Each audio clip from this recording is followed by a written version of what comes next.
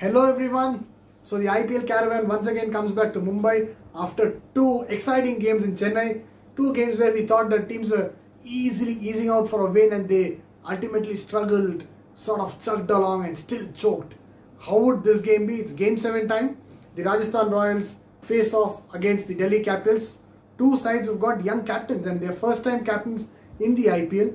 They've got captaincy experience in their domestic or in the List A circuit, but this is the first time that they're captaining an IPL team. And boy oh boy, these two players did very well in their first outing. The Rajasthan Royals again led beautifully by Sanju Samson, possibly fell 4 yards short of a victory. The Delhi Capitals coming off from a comprehensive victory against the Chennai Super Kings at the very Wankhede Stadium. So how do these two teams match up? Are there any injury concerns? What is the strategy that these two teams might employ in today's game? Let's first look at the Rajasthan Royals. The Rajasthan Royals, as I said, a team that had a fair amount of chance. No one really backed them to get a score there, but Sanju Samson's innings was top class. But they've been handed a big blow in the form of Ben Stokes. I think Ben Stokes' injury, it'll leave them out of their talismanic all-rounder. Ben Stokes is someone who can change the games by its own head in a single hand. He's someone who can bowl, who can bat. His fielding, his fielding is so descriptive that you have so many good catches that he's taken. He's a game changer. He's a once in a century player, but he'll only be there in the sidelines for the entire IPL 2021. But what this does do for Rajasthan Royals is it gives them the license to use a Jos Buttler as an opener.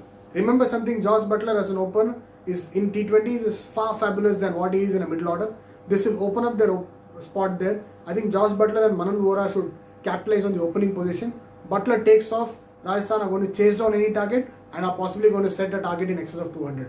Sanju Samson comes in there at number 3. At number 4 now, instead of Ben Stokes, who are the options that are there? They've got a David Miller, they've got a Liam Livingston. I would say they'll prefer Liam Livingston simply because it sort of breaks the monotony of having too many left-handers there. So Livingston is someone who can also offer them 2 or 3 overs of spin. So Livingston at number 4. And then they've got those players who can really come in and make an impact. You've got a Shivam Dube, you've got a Rahul Tewatia, you've got a Riyan Parag. Riyan Parag was excellent in the last game. Had he possibly stayed with Samson, the game might have been over before itself. So you've got these 3 coming in at number 5, number 6 and number 7. For Shivam Dube, it's very important that he makes runs and makes them at a quick pace. He's someone who has a great hitting capability and his medium pacers should come in handy, especially the cutters, just to ensure that he takes pace of the ball, which will be then difficult for a batsman to play at the Wankhede. Then they've got Chris Morris.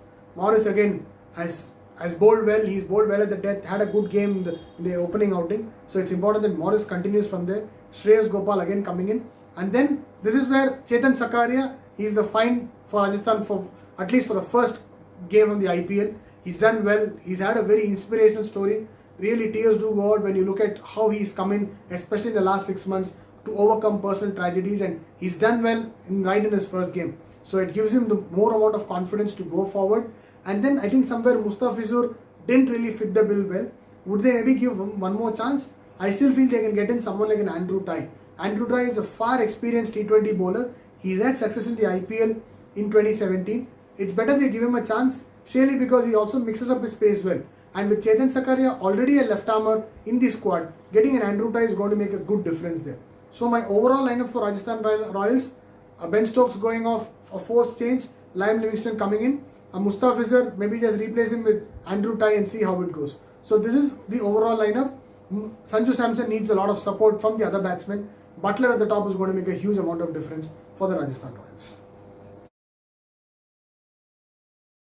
And now for the Delhi Capitals, they have their own problems, but then they've still come out with flying colours in game 1. Not much of changes is what I foresee. The good news is Kagiso Rabada is out of quarantine. There is a bit of news that Henrik Notkia is COVID positive, but that is still unconfirmed. So going by the looks of it, if Kagiso Rabada is fit, he walks into the squad. But whom do they drop? It'll be a forced change, so they'll have to get out. I somewhere feel that they'll have to maybe say just have Tom Curran in the sidelines and get in Kagiso Rabada back. It's tough on Tom Curran, but again, that's how the IPL goes. Apart from this, I don't see any change per se. The team looks strong.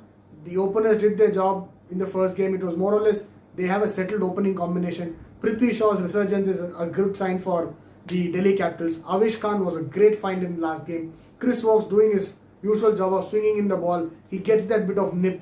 Ashwin didn't have a great game, so he'll want to contribute. And Ashwin versus Butler in the opening overs is going to be exciting to watch.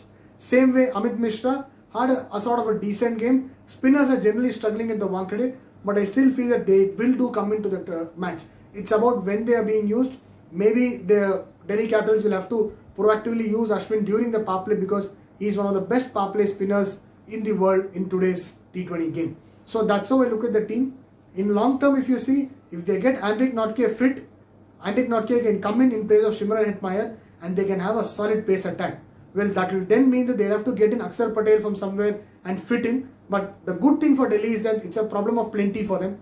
They've got a squad. Their captains marshal their troops fairly decent in the first game. It's about how they go ahead. RR versus Delhi Capitals. Again, two teams with young captains. Who's my call for today? I feel somewhere RR is going to take the game till the last ball and then win it this time by the last ball. So all the best to both sides.